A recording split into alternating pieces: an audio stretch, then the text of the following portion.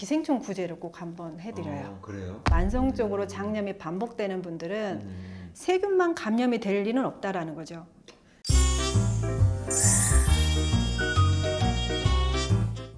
네, 안녕하세요 여러분, 닥터조입니다. 저는 굉장히 특별한 분을 모시고 꼭 듣고 싶은 말씀이 있어가지고 인터뷰를 요청했어요.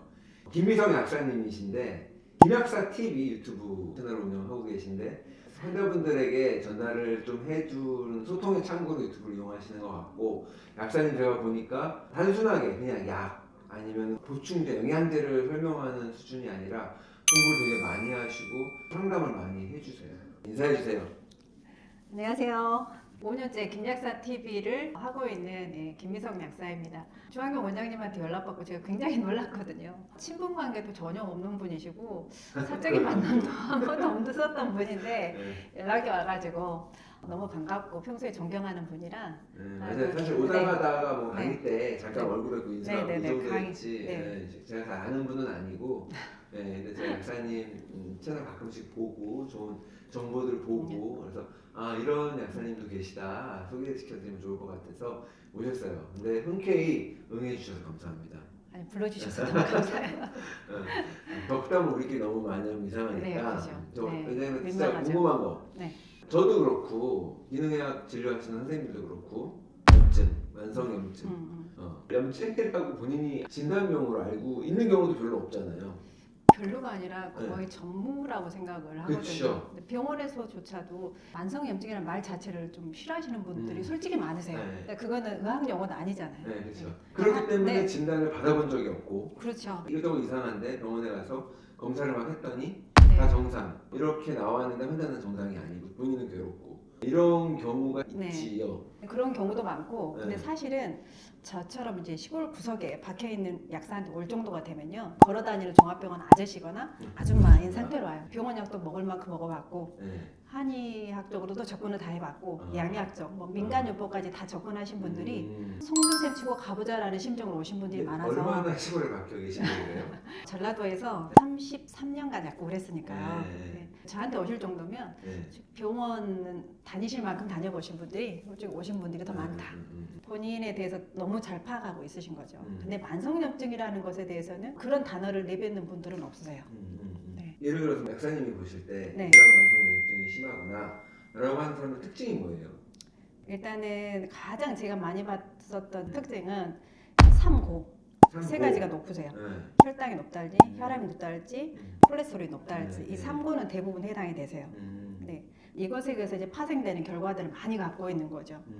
저는 만성염증의 최종 결과가 뭘까라는 생각을 항상 하는데, 만성염증이라는 게 머리부터 발끝까지 다 나타나는 거잖아요. 결국은 이게 딱딱해지는 거다. 그 경화, 굳는다?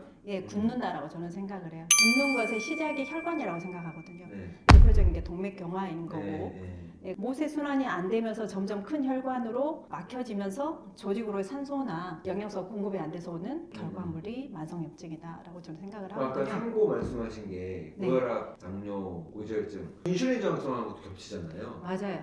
인슐린 저항성하고도 겹치죠. 굉장히 가장 많이 하시는 질문들이, 약사님 그럼 나 한 가지만 먹을 건데 뭘 먹으면 나을 수 있느냐, 정말 어려운 질문인데, 제가 가장 많이 권해드리는 게 마그네슘이거든요. 마그네슘. 그러니까 마그네슘이 인슐린 저항성을 50%까지도 줄여줄 수 있다는 결과들이 많아서 가장 많이 권해드리기도 하죠. 미네랄인데 그 중에서도 특히 마그네슘. 네, 마그네슘은 다이어트나 긴장 완화든가 칼슘의 단독 질주를 막는다든지, 현대인들한테 가장 또 부족한 미네랄이기도 하니까 하나만 선택한다 그러면 마그네슘이 가장 현대인한테 부족하지 않나라는 생각. 만성 염증하면 염증이라고 하니까 네, 관절염 생각하고 피부염 생각하고. 맞아요. 예, 근데 그런 것들도 포함이 되는 거죠. 그러니까 뒤에 염 뭐 이렇게 위염도 네. 결국은 위염, 오래되면 만성염증이고요. 네. 제가 아까도 말씀드렸던 것처럼 나이가 들었건 오랫동안 방치가 됐건 막혀서 오는 모든 병의 결과는 만성염증이다. 그러니까 관절염도 순환이 안 됐기 때문에 그렇죠. 혈관 안 빠져나가고 맞아요. 영양소 네네. 공급 안 돼서 그렇죠. 염증이 생겼을 가능성이 크다고 보면 되나요? 네, 제가 네. 경험한 걸로는 순환이 안 된 거다 결국은. 네. 네, 석회화가 진행이 된 거다라고 저는 생각해요. 연조직이 네. 말랑말랑하고 유지가 맞아요. 돼야 되는데 네네. 그게 안 되는 거군요. 네네네. 네. 그러면 그걸 이동하려면 마그네슘 하나만 보내달라고 했을 때는 마그네슘이지만 음. 마그네슘 하나로 이 모든 거를 아울러서 치료한다는 거는 말이 하긴 안 하죠. 되죠. 네, 네. 말이 안 되죠. 네. 근데 현실적으로 또 그런 선택을 해야 되는 게 저희들의 몫이기도 하거든요. 그러다 보면 이제 잔소리가 많아지는 거죠. 이거 하나로 좀 효과를 보시려면 음식은 이렇게 드셔야 됩니다. 네. 술, 담배는 어떻게 하셔야 됩니다. 이렇게 네. 이제 잔소리가 많이 나가지는 게 저희 본업이에요. 운동도 강조하시나요? 강조를 하는데 운동에 대한 이행률이 제일 떨어지세요. 사람들이요? 네. 야, 그게 제일 돈이 안 드는 건데. 그렇죠. 마그네슘 먹는 것보다 싼 게 운동 아닌가요? 일단은 병에 대해서 접근을 하실 때 네. 이거는 내 몫이 아니라 병원에 가서 수술을 해야 되는 거, 약을 받아서 먹어야 되는 거, 매우 수동적인 태도를 가지고 있다. 네, 그러니까 의사가 네. 해줘야 되는 거, 네. 약사한테 좋은 영양제 하나 사서 먹어서 케어하는 거 이렇게 생각. 근데 의사가 고쳐줄 수 있는 병은 하나도 없습니다. 이거는 의사 선생님들이 하는 말씀이에요. 그러니까 기능의학 선생님도 그렇고 하물며 약을 처방을 해줘도 그 환자가 직접 자기가 시간 맞춰서 물에 따라서 약을 마셔야 되는 건데 그러니까 오랫동안 생활 습관에 의해서 생긴 병을 갑자기 의사한테 개입해서 고쳐내라고 하는 게 말이 안 되죠. 응급 상황, 다리가 부러졌다든가 아니면 성형을 필요로 한다든가 이런 적극적인 의학적 개입이 필요한 경우는 다르겠지만 우리가 지금 얘기하는 건 만성질환들이잖아요. 그런 경우에는 의료인들의 도움을 줄 수 있지만 해결의 열쇠를 쥐고 있는 거는 환자 자신인데 아니 그러면 그렇게 컴플라이언스가 떨어지는 환자분들이 오는 이유는 손 끌려서 오는 거예요? 와이프 손잡고 아니면 소문도 있고요. 혹시나 누가 나왔다는데 나도 좀 어떻게. 본인의 의지로 네. 왔지만 그럼에도 그죠. 불구하고 나- 매우 수동적이다. 네, 그래서 그런 사람들은 오히려 차라리 고마운 게 그래도 약이나 영양제에 대해서는 믿으니까. 그건 아마도 네. 약사님을 찾아갔기 때문에 네. 그거는 잘 지킬 것 같긴 하다. 그러니까 그런 부분은 예, 좀 잘 따라주시는데 네. 생활에 관련된 부분은 결국은 마이페이스로 가시더라고요. 길어야 보름에서 한 달 지키시나 특히나 이제 몸이 좀 냉하셔서 만성염증 케이스로 빠진 분들이 많으세요. 몸이 냉하다. 한의학적 표현인가요? 차다라는 표현이 더 네. 맞을까요? 체온하고는 좀 다른 개념이에요. 이것도 제가 봤을 때는 말초순환 장애거든요. 이해가 되시죠? 손발천 분들인가요? 네, 수족냉증. 네. 쉽게 말하면 아래는 찬데 위로는 뜨거운 분들이 있거든요. 이런 분들은 스트레스가 많아서 간에 대사열이 많이 올라가 있는 상태예요. 그러다 보니까 이런 사람들은 배가 차다는 특징이 있으면서 전신에 열이 분산돼야 될 게 네. 한쪽에 편중된, 그럼 위쪽으로 소화가 안 편중된. 되겠네요. 소화가 안 네. 되신다기보다는 이분들은 대체로 상열감이 상열감? 네, 좀 어려워. 아 이게 적절한 표현은 아닐 수도 네, 있는데 왜 그런 분들 있잖아요. 얼굴이 좀 벌게 가지고 아. 안구도 좀 충혈이 돼 있고 예. 모발도 좀 이렇게 가늘거나 탈모가 좀 있으시거나 그런 분들 네. 대부분 네. 삶에 스트레스가 좀 많아서 아 그렇구나. 우리 몸에 혈액이 도는 건 일정하잖아요. 네. 근데 그 열이 위쪽에서 혈관이 확장이 되어 있는 모습을 띠는 거죠. 이런 분들은 손발이 차죠. 오히려 거기는 혈액이 안 도는 거죠. 그렇죠. 그러면 배꼽 아래쪽은 차면서 관절염이 더 쉽게 올 수 있는. 왜냐면 여기는 혈관이 닫히니까. 네. 네, 체온이 항상 36.5도 이상을 유지를 해야 혈관이라는 건 확장이 될 수가 있는데 손발 차가운 분들이 혈액 순환이 안 된다. 네. 혹시 노안이 오는 것도 네. 만성염증인가요? 아니면 그냥 늙은 거예요? 우리 그런 말 하잖아요, 원장님. 생로병사라는 말을 해요. 네. 그러니까 생병로사가 아니라 생로병사라는 말을 하는 게 음. 늙어서 병이 온다라는 거거든요. 병이 오고 늙는 게 아니라 늙으면 병이 온다라는 거죠. 어느 정도는 받아들여야 되는 네, 부분이 네, 있다. 맞아요. 네. 네. 결국은 노화가 되면 이게 병으로는 진행이 되는 건 사실이다. 네. 일단은 그거를 받아들이는 게 좀 필요할 것 같고 두 번째 뭔가를 본다라고 하는 거는 안구 자체의 문제도 있지만 시신경의 문제도 굉장히 크거든요. 네. 그러면 이게 이제 한의학적으로 접근인지는 모르겠지만 눈은 열을 뽑는 기관이고요. 귀는 물에 의한 질환이 많이 나타나는 곳이에요. 그러니까 귀는 주로 물이 차서 많이 오거든요, 병증들이. 네. 근데 눈은 충혈이 되거나 어. 건조해지거나 네.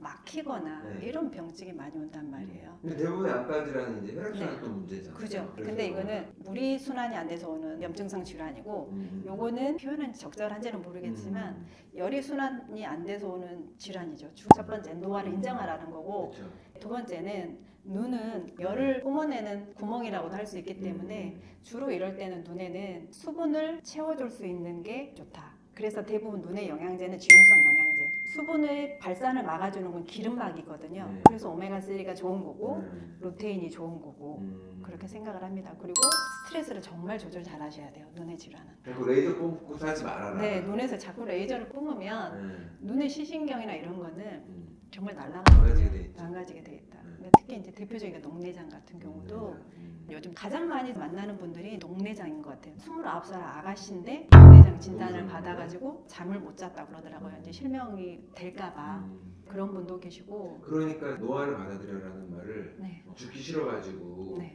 진시황처럼 추하게 그렇게 못 받아 그 뜻이 아니라 네, 네, 하지만 너무 이른 노화 네, 네, 또는 나이에 걸맞지 않은 질병을 얻는 건 굉장히 네, 불안한 맞아요. 일이거든요. 네, 근데 요즘은 정말 젊은 사람들이 혈관이 넘쳐서 생기는 질환들이 너무 많은 거예요. 젊은이들 혈전도 그렇고 심근염도 그렇지만 29살인데 29살. 그거를 말이 안 되잖아요. 말도 있을 안 수 없는 되죠. 일이죠. 못 먹고 살던 시절에도 이런 일은 없었는데. 그렇죠. 그러니까 잘 먹고 잘 살면서 인스턴트 음식이라든가 네. 예, 뭐 전자레인지에 데워진 음식 이런 것들이 음. 결국은 다 혈관을 손상시키는 음식들이거든요. 음. 아이들이 그런 음식들을 너무 빨리 접한다는 게 문제가 되고 있고 가장 중요한 거는 제왕절개가 많다라는 게 저는 가장 큰 저변에. 아이들이 제왕절개를 통하지 않고 네. 산도를 통해서 정상적인 분만을 했을 때 어떤 네. 점이 더 나았다는 판단이신 거예요?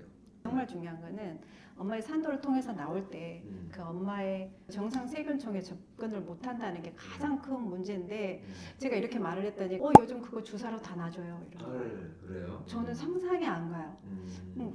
균을 직접 넣어준다라는 말인가요? 그러니까 그런 게 있나? 그런 게 있나요? 그거 것 같아요. 병원 원장님이 그랬대요. 엄마 지레에서 이렇게 묻혀가지고 아이의 몸에 발라주는 의사는 제가 봤어요. 제왕절개를 했을 때.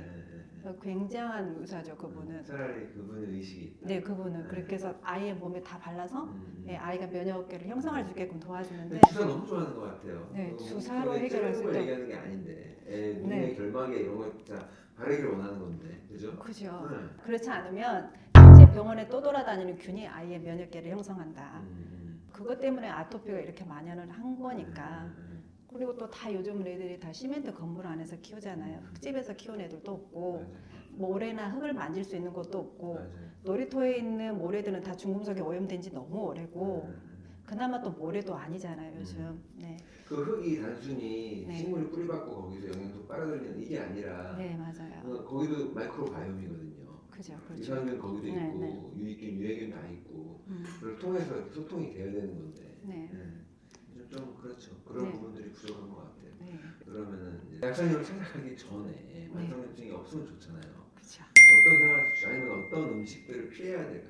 쉬운 것부터 가죠. 음식 완전 피할 수는 없겠죠. 하지만 자제를 한다든가 확실히 얘는 염증을 많이 일으킨다는 걸 알고 있으면 좋겠다라는 정도 이렇게 접근하면 될 것 같아요. 뭐 너무 뻔한 말이 될 것 같아요. 아니요, 원장님. 안 뻔한 분들 많습니다. 아 그래요? 저는 일단은 가장 먼저 말하는 게 탄수화물 먹는 거 좋다. 제가 말씀드린 거 딱 하나예요. 뭘 먹지 말아라가 아니라 균형은 좀 잡아라. 단 거 먹었으면 단걸 좀 중화시킬 수 있는 채소라도 좀 많이 먹어라. 탄수화물 많이 먹었으면 지방도 좀 많이 먹고 골고루 먹어라. 내가 좋아하는 것만 채우려고 하지 마라. 그리고 특히 성장기에 있는 경우는 나는 햄버거도 먹이라 그래요. 먹고 해독하면 된다라고 저는 생각하는 주의인데. 얘는 해독이 잘 될 거예요. 네, 먹고 햄버거만 먹지 말아라 라는 거죠. 네, 그지 뭘 먹어라, 뭘 먹지 마라 이런 말 참 좋아하시는데 저는 그걸 지키는 분들 별로 못 봤어요. 결국은 자기 먹고 싶은 거 먹는 네, 결국은 자기가 먹고 싶은 거 먹고 또 너무 지키는 분들 치고 제가 건강한 분들 솔직히 별로 못 봤어요. 스트레스 너무 많고 네, 예민하기 너무 때문에 많고. 건강하기 힘든 경우가 많죠. 먹을 거 먹으면서 걱정하면은 유감신경 항진되는데 맞아요. 그러면 소화가 안 되잖아. 그러면 네. 아무리 좋은 걸 먹어도 흡수가 안 되는데 무슨 그러니까 소용이에요? 뭘 먹어라, 뭘 먹지 말아라기보다는 요걸 먹었으면 요걸 상쇄시켜줄 수 있는 것도 같이 먹어라. 소금 좋다고 해서 소금만 먹는 거 되게 위험하다. 소금을 희석시킬 수 있는 칼륨, 채소 많이 먹고 물도 좀 많이 먹어라. 그래야 건강할 수 있는 거지. 뭐가 좋다 그러면 그것만 드시려고 하는 게 있어요. 있어요. 그런 게 조금 있는 것 네, 같아요. 뭔가를 하나 강조하는 순간 그게 또 그분한테는 또 어마어마한 파급이 있을 수 있으니까. 확실한 건 하나 있죠. 초가공 식품은 우리 몸이 네. 소화할 수 없고 염증을 엄청 빨리 일으킬 것이다. 네. 초과공식품은 진짜 그 15년, 10년 사이에 네. 폭발적으로 늘어났죠. 지금 태어나서 성장하고 있는 아이들이 우리보다 수명이 짧을 거다라고 예상을 해놓은 책을 봤어요. 아까 제가 말했던 제왕절개 세대인 아이들인 거죠. 네. 그러니까 제왕절개로 태어나서 시멘트 속에서 살고 크면서 그런 초과공식품에 노출이 되고 빠른 나이에 만성염증에 노출이 되면 당연히 기대 수명이 떨어질 거다라고. 네. 수명이 계속 늘어날 수는 없겠지만 네, 다시 네. 줄어든다는 게 네, 지금 우리가 100세 시대고 곧 120세 시대라고 하는데 이게 과연 계속 늘어날까? 지금 아이들이 성년이 되고 노년이 되었을 때 우리보다 건강할 수 있다는 장담이 있을까? 지금 아이들도 만성질환 아이들 진짜 많거든요. 그런 애들이 많아진 게 결국은 먹거리의 균형이 깨져서라고 저는 생각하거든요. 사회적인 균형도 깼다고 봐요 저는. 정신적인 네. 문제들도 그렇고 실질적으로 옛날에 잘 사는 나라 되게 부러워했잖아. 우리나라 별로 잘 살지 않는데 네. 북유럽 되게 잘 사는데 근데 그때 자살률 거기 되게 높았거든요. 되게 소외되고 외로운 삶을 살았어요. 잘 살게 되니까 똑같은 길을 걸어가는 거야. 우울증, 네. 정서불안 장애 이것도 결국은 저는 염증이라고 보긴 하거든요. 어떤 의미에서? 결국은 뇌 염증이 생긴 거다. 또는 물질에 네, 또는 장애 염증이 생긴 거다. 네, 그렇죠. 실제로 제가 좀 경험이 많은 게 고3 때 되면 애들이 우울증, 정서불안 장애, 공황 장애를 많이 호소를 해요. 이 학생들이 우울증이 좀 많은데 그럴 때 항상 제가 장을 먼저 케어를 해주거든요. 이 학생들이 질염도 많고 방광염도 많고 변비가 그렇게 많아요.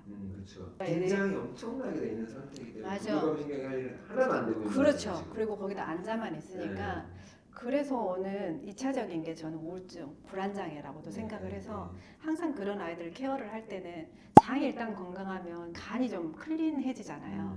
간이 거의 90%거든요. 간은 우리 뇌 빼고는 대장이잖아요. 맞아요. 뇌가 에너지 공급하는 그렇죠. 것도 간입니다. 네네 맞아요. 애들 만성염증 있다 그러면 미네랄로는 마그네슘을 택했지만 그 다음으로 중요하게 제가 생각하는 게 항상 장. 그래서 유산균인가요? 아니요. 유산균은 그냥 저는 나그네균이라고 항상 말을 해드리거든요. 나그네균? 네, 2주 이상 안 머문다. 그렇지. 그리고 우리 몸에는 유산균이 원래 없다. 우리 몸은 낙산균이나 뭐 이런 균들이 살고 있는 거지. 아무튼 머물다 가는 나그네균하고는 다르다. 만들면 되는 거죠. 그렇죠. 맞아요. 네. 만들어야 되는 거거든요. 그래서 차라리 식이섬유. 재료를 차라리 주자, 네, 유산균 먹지 말고 같은 제재라면 그 식이섬유 포를 차라리 드셔라. 거기에 유산균 들어있는 거 괜찮다.